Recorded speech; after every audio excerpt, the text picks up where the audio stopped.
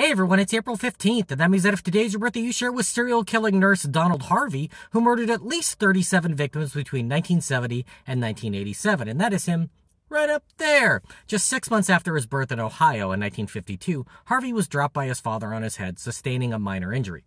At the age of 5, he fell off a truck, sustaining another head injury that required a dozen stitches. His uncle and neighbor both molested him from a young age, all the way until he was 20, so he definitely had a rough start in life. Harvey did begin a consensual relationship with another young man when he was 17, and that lasted off and on for the next 15 years. He entered the medical profession at the age of 18 as an orderly at Marymount Hospital in Kentucky. It was later discovered that during his 10 months as an employee there that he killed at least a dozen patients, and likely more by smothering them in their sleep with pillows or hooking them up to empty oxygen tanks. These murders went undiscovered at the time since all the patients were critically ill to begin with. He then was arrested for petty theft and joined the Air Force in an attempt to bring some order to his life. Harvey was prematurely discharged after 10 months when he attempted suicide by an overdose of NyQuil. He was twice admitted to VA hospitals for mental disorders, where he received electroshock therapy and was kept in restraints.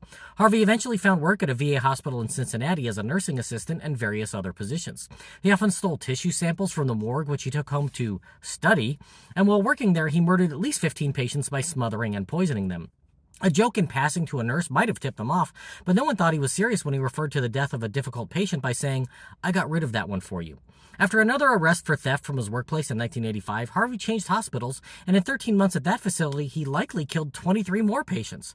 During this time, he had a live-in boyfriend, and when he discovered that he had been cheating, Harvey took revenge by poisoning the boyfriend, his friend, to whom he also gave hepatitis B after bringing home a sample from the hospital, and the man's parents, as well as a neighbor he was feuding with. Luckily, only the friend died.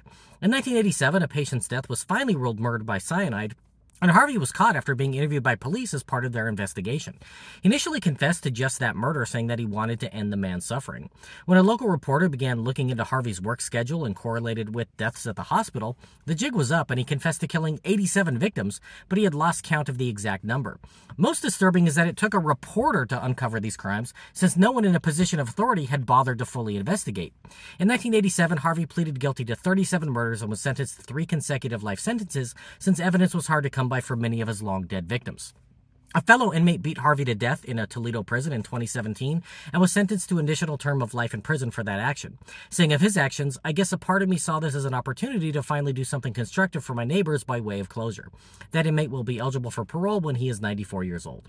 If this is your birthday, I hope you have a great day. Leave me a comment so I can wish you a happy birthday. If you know someone whose birthday it is today, send them this video so they can find out all about their birthday twin. And to Donald Harvey, I say, happy birthday, you bastard.